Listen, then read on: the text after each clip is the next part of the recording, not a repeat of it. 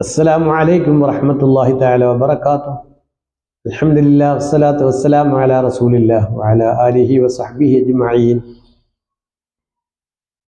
നമ്മുടെ പഠനം മധുരം ക്ലാസ്സിൽ ബാങ്കിന്റെ ശ്രേഷ്ഠതയും മഹത്വവുമാണ് ചെറിയ രീതിയിൽ ഒന്ന് ഉണർത്താൻ ഉദ്ദേശിക്കുന്നത്. അല്ലാഹു തആല കബൂൽ ചെയ്യുമാറാകട്ടെ. ബാങ്ക് ഒരു മനുഷ്യൻ ജനിച്ച സമയം മുതൽ, അതായത് കുഞ്ഞ് ജനിച്ചാൽ ആദ്യമേ ആ കുട്ടിയുടെ വലത് ചെവിയിൽ ബാങ്കും ഇടത് ചെവിയിൽ ഇഖാമത്തും കൊടുക്കും. ആൺകുട്ടിക്കും പെൺകുട്ടിക്കും ബാങ്കും ഇഖാമത്തും കൊടുക്കും. ഒരു കുട്ടി ജനിക്കുമ്പോൾ തന്നെ അള്ളാഹു ആദ്യമായി തുറന്നു കൊടുക്കുന്നത് കേൾവി ശക്തിയാണ്. അത് ഖുർആനിൽ നമുക്ക് പാരായണം ചെയ്യുമ്പോൾ അറിയാം. കേൾവിയുടെ കാര്യം പറഞ്ഞിട്ടാണ് അല്ലാഹു തആല കാഴ്ചയുടെ കാര്യം പറയുന്നത്. ഈ കേൾവി ശക്തി ഉമ്മയുടെ വയറ്റിൽ 4-ാം മാസത്തിൽ ജീവനിന്റെ തുടിപ്പ് തുടങ്ങുന്ന സമയം തന്നെ അല്ലാഹു തആല കൊടുക്കുന്നു. അത് മഹാന്മാരുടെ ചരിത്രത്തിലൊക്കെ നമുക്കറിയാം. അത് ബഹുമാനപ്പെട്ട ഖദ്ദസല്ലാഹു സിർഹുൽ അസീസ് മഹാന്റെ ചരിത്രത്തിൽ നമുക്കറിയാം. മഹാൻ ചെറിയ പ്രായത്തിൽ മദ്രസയിലെത്തിയപ്പോൾ ഉസ്താദിൻ്റെ മുന്നിൽ ഖുർആൻ കാണാതെ ഓതിക്കൊടുത്തു. 18 ജുസുവോളം ഓതിക്കൊടുത്തെന്നാണ് പറയുന്നത്. അപ്പോൾ ഈ കുട്ടിയോട് ഉസ്താദ് ചോദിച്ചു, മോനെ നീ അടുത്ത ജുസു ഓതാത്ത എന്താന്ന് ചോദിച്ചാൽ പറഞ്ഞു, ഞാൻ ഉമ്മയുടെ വയറ്റിൽ വെച്ച് തന്നെ. അതായത് ഉമ്മ എത്രയോ മഹത്വമുള്ള സാലിഹത്തായ ഉമ്മയാണ്. നമുക്കറിയാമല്ലോ, കള്ളം പറയരുതെന്നുമ്മ ചെന്നാരെ കള്ളന്റെ കയ്യിൽ പൊന്നു കൊടുത്തോവർ. അതായത് ഉമ്മ വളർത്തിയ ഉമ്മയുടെ സൂക്ഷ്മത, ഉമ്മയുടെ തഖ്വ, ഉമ്മയുടെ ഇഖ്ലാസാണ് ആ കുട്ടിയെ ഉന്നതിയിൽ എത്തിച്ചെന്ന് ബഹുമാനപ്പെട്ട ഗൗസുൽ ചരിത്രത്തിൽ പറയുന്നുണ്ട്. വാപ്പയാരാണ്? വാപ്പ ഉമ്മയേക്കാൾ മഹത്വമുള്ള മഹാനായിരുന്നു. കാരണം എന്താ, നമുക്ക് ചരിത്രങ്ങൾ വായിക്കുമ്പോൾ അറിയാം. ഒരു ആപ്പിള്, നദിയിലൂടെ ഒഴുകി വന്നൊരു ആപ്പിള് തിന്നിട്ട് തിന്നുപോയത് പൊരുത്തമില്ലാത്ത മുതലാണെന്ന് ബോധ്യപ്പെട്ടപ്പോൾ ഇതിൻ്റെ ആപ്പിളിൻ്റെ ഉടമസ്ഥനെ കണ്ടെത്തിയതും ഗൗസുല്ലാമിൻ്റെ വാപ്പയ അബൂ സാലിഹ് എന്ന് പറഞ്ഞ മഹാന്, അതായത് പണിഷ്മെൻറ്റ് കൊടുത്തതും, ഇത്ര കാലം എൻ്റെ തോട്ടത്തിൽ ജോലി ചെയ്തെങ്കിൽ ഞാൻ പൊരുത്തപ്പെടത്തുള്ളൂ എന്ന് പറഞ്ഞതും, അവസാനം ഏറ്റവും സദ്വൃദ്ധയായ ഏറ്റവും സാലിഹത്തായ സ്വന്തം മകൾക്ക് പറ്റിയ വരനാണ് ഈ യുവാവെന്ന് കണ്ടെത്തിയതും അവസാനം വിവാഹം കഴിച്ചതും അതിൽ ജനിച്ച ലോകക്ക് മൊത്തം മാതൃകയായ ഔലിയാക്കന്മാരുടെ നേതാവായ ഗൗസുൽ ആലം ഖദ്ദസല്ലാഹു സിർഹുൽ അസീസ്, ആ മഹാന്റെ ദർജയെ അല്ലാഹു തആല ഉയർത്തുമാറാകട്ടെ. അവരുടെയൊക്കെ ബർക്കത്ത് കൊണ്ട് നമ്മുടെ ജീവിതത്തിൽ അല്ലാഹു തആല ബർക്കത്ത് കൊടുക്കുമാറാകട്ടെ. അപ്പം നമ്മുടെ അങ്ങനെ സ്വന്തം ഉമ്മയുടെ വയറ്റിൽ നിന്ന് പോലും ഖുർആൻ കേട്ട്, അതായത് കേൾവി ശക്തിയാണ് അല്ലാഹു തആല ആദ്യമേ കൊടുക്കുന്നതെന്നാണ് ഞാൻ പറഞ്ഞു വരുന്നത്. അപ്പോൾ ബാങ്ക് നമ്മൾ ജനിച്ച സമയത്ത് കേട്ടു.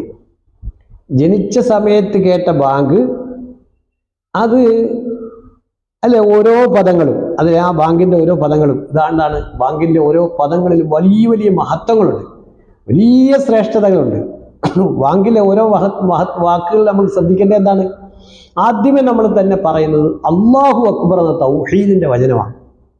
അത് തൗഹീദാണ്.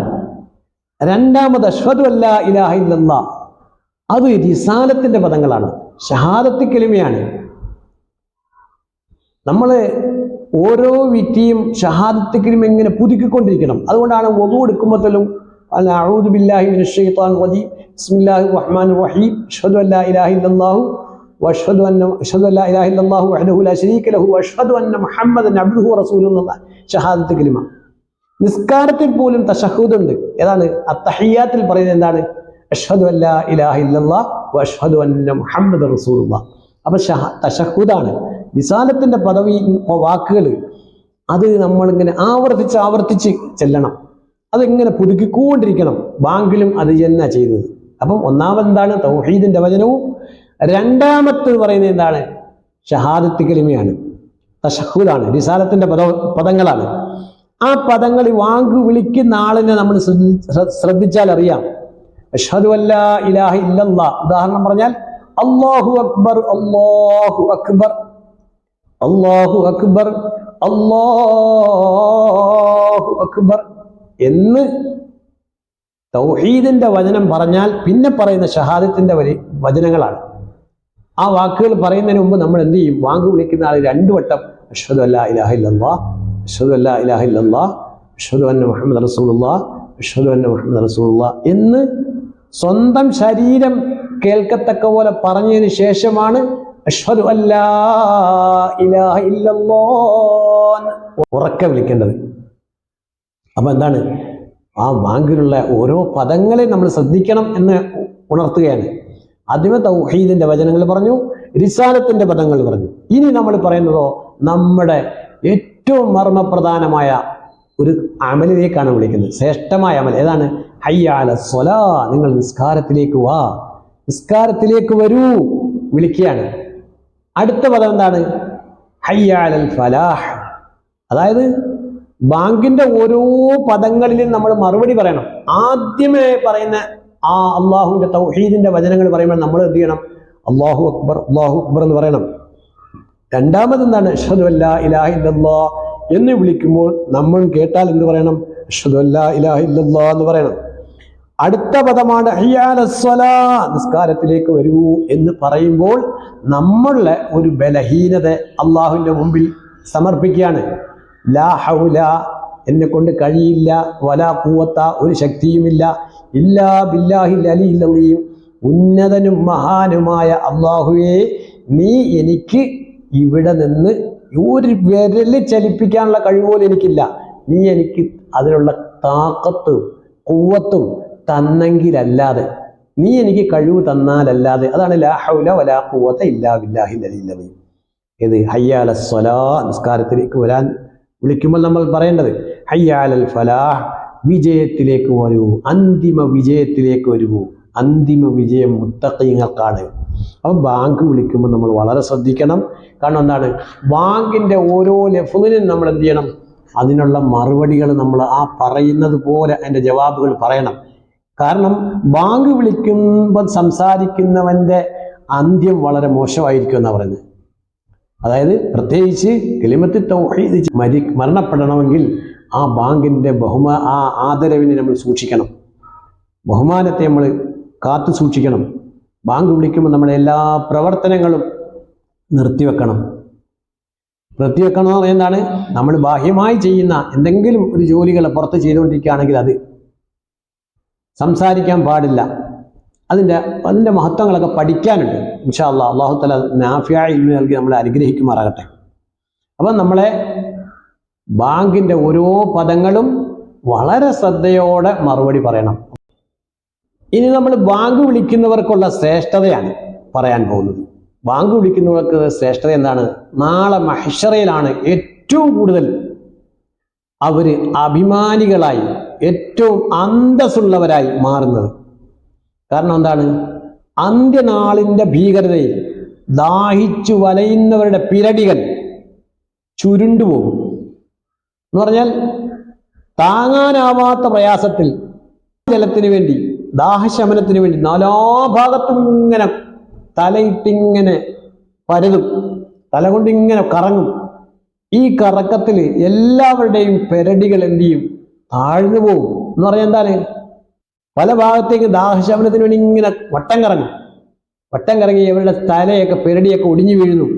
പക്ഷേ അവിടെ ഒരു കൂട്ടന്റെ പെരടി ഒഴിയത്തില്ല. കാരണം എന്താണ്? അവർക്ക് ദാഹത്തിന്റെ ആ പ്രശ്നം അവിടെ ഇല്ല. അതാരാണെന്ന് ചോദിച്ചാൽ ബാങ്ക് വിളിക്കുന്നവരാണ്. ബാങ്ക് വിളിക്കുന്നവർക്ക് അന്ന് ദാഹോന്ത്യത്തിന് അനുഭവപ്പെടുന്നില്ല. അതുകൊണ്ട് തന്നെ അവരുടെ പിരടികൾ ചുരുണ്ടുപോവുകയോ തല പല ഭാഗങ്ങളിലേക്ക് തിരിക്കേണ്ടതായോ വരുന്നില്ല. അപ്പം അത്രയ്ക്കും ധന്യമായ കർമ്മമാണ് അവർ ചെയ്യുന്നത്. അത്രയ്ക്കും ഏറ്റവും ശ്രേഷ്ഠതയുടെ പുണ്യമുള്ള ഒരു കർമ്മമാണ് ബാങ്ക് വിളിക്കുന്നവർ ചെയ്യുന്നത്. ബഹുമാനപ്പെട്ട ഉമർ ഇബ്നുൽ ഖത്താബ് റളിയല്ലാഹു അൻഹു പറഞ്ഞല്ലോ, എനിക്ക് ഈ ഭരണത്തിന്റെ ഉത്തരവാദിത്വം ഇല്ലായിരുന്നുവെങ്കിൽ ഞാൻ പള്ളിയിൽ ബാങ്കിന്റെ ഉത്തരവാദിത്വം ഏറ്റെടുക്കുന്നു. അത്രയ്ക്ക് ഉന്നത പദവിയാണ്. അല്ലാഹു തആല ആ മഹാന്മാരുടെയൊക്കെ ബർക്കത്ത് നമ്മുടെ ജീവിതത്തിൽ നൽകുമാറാകട്ടെ. നബി സല്ലല്ലാഹു അലൈഹി വസല്ലം പറയുന്നു, ഒരാൾ വാങ്ക് വിളിക്കുമ്പോൾ അത് കേൾക്കുന്ന ജീവനുള്ളതും ഇല്ലാത്തതുമായ എല്ലാ വസ്തുക്കളും, അതായത് മണ്ണും മരങ്ങളും ജീവജാലങ്ങളും ഉൾപ്പെടെ നാളെ അള്ളാഹുവിനോട് സാക്ഷി പറയും. അള്ളാഹുവിനോട് സാക്ഷി പറയും. എന്താണ്? റബ്ബേ, ഇയാൾ വാങ്ക് വിളിച്ചത് ഞാൻ കേട്ടു, ഇയാൾക്ക് സ്വർഗം നൽകണമേ. എന്താ പറയുന്നത്? ജീവനുള്ളതും ജീവനില്ലാത്തതുമായ എല്ലാ വസ്തുക്കളും എന്ത് ചെയ്യും? നാളെ അള്ളാഹുവിനോട് സാക്ഷി പറയും. എന്താണ്? ജീവനുള്ളതും ഇല്ലാത്തതും നമുക്കറിയാം. മദീനത്തെ പള്ളിയിൽ നബി സല്ലല്ലാഹു അലൈഹി വസല്ലമ ഖുതുബ ഓതിക്കൊണ്ടിരുന്ന ഒരു ഈത്തപ്പന മരം കരഞ്ഞതും നബി ആശ്വസിപ്പിച്ചതും നബി സല്ലല്ലാഹു അലൈഹി വസല്ലമ തൃക്കൈകൾ കൊണ്ട് അതിനെ കബറടക്കിയതൊക്കെ നമുക്കറിയാം. അള്ളാഹുവിന്റെ മുമ്പിൽ എന്തുമില്ല, ജീവനുണ്ടോന്നോ ഇല്ലെന്നോ ഒന്നും വ്യത്യാസമില്ല. എല്ലാത്തിനും കഴിവുള്ളവനാണ് അല്ലാഹു തആല. വഹുവ അലാ കുല്ലി ഷൈഇൻ ഖദീർ.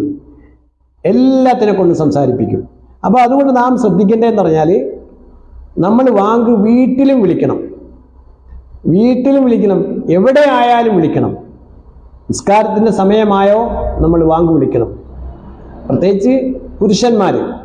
സ്ത്രീകൾക്ക് വാങ്ക് വിളി സുന്നത്തില്ല, ഇഖാമത്ത് മാത്രമേ ഉള്ളൂ. ഒരു പള്ളിയിലും ഇന്ന് വരെയും ഒരു സ്ത്രീയെയും ബാങ്ക് വിളിക്കാൻ ഏൽപ്പിച്ചതായി വേണ്ട അറിയത്തില്ല. അപ്പോൾ പുരുഷന്മാർക്കാണ് ബാങ്കിന് ഉത്തരവാദിത്വമുള്ളത്.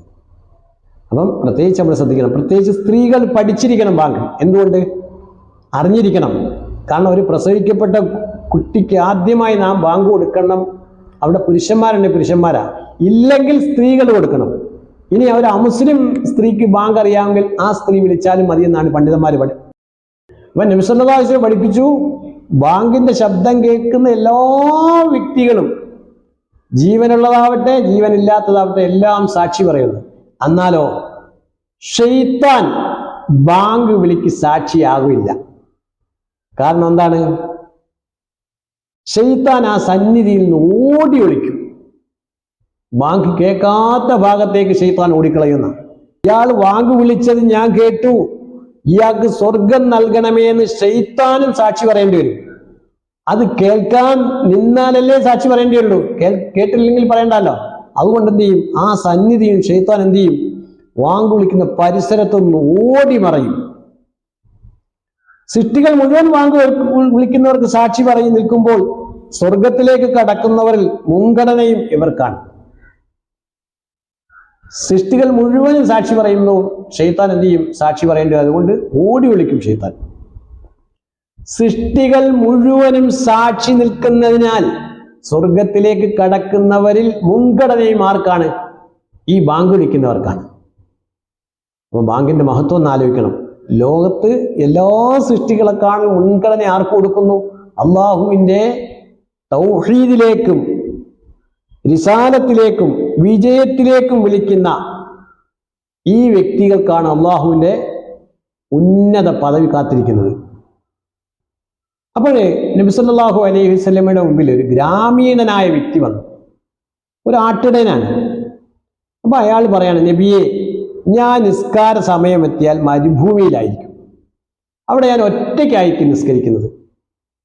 അവിടെ ഞാൻ മരുഭൂമിയിൽ വെച്ച് ആരും കേൾക്കാനില്ല, ഞാൻ ഉറക്ക ബാങ്ക് വിളിക്കേണ്ടതുണ്ടോ? നബി സല്ലല്ലാഹു അലൈഹി വസല്ലം പഠിപ്പിക്കുന്നു, ആ വ്യക്തിയോട് പറഞ്ഞു കൊടുത്തത്, അതെ, നിന്റെ ബാങ്കിന്റെ ശബ്ദത്തിന് സൃഷ്ടികളായ എല്ലാ ജീവനുള്ളതും ഇല്ലാത്തതുമായ വസ്തുക്കളും സാക്ഷികളാണ്. ആ മരുഭൂമിയിൽ കിടക്കുന്ന മണ്ണ് പോലും ആ ബാങ്കിന് സാക്ഷി പറയും. അപ്പൊ നമ്മൾ എത്ര ശ്രേഷ്ഠതയുള്ള മഹത്വമുള്ള ഒരു അമലാണ് ബാങ്ക്. ഈ ബാങ്ക് കൊണ്ട് വിജയിക്കുന്ന മുഅ്മിനീങ്ങളിൽ അല്ലാഹു തആല നമ്മൾ ഉൾപ്പെടുത്തുമാറാകട്ടെ.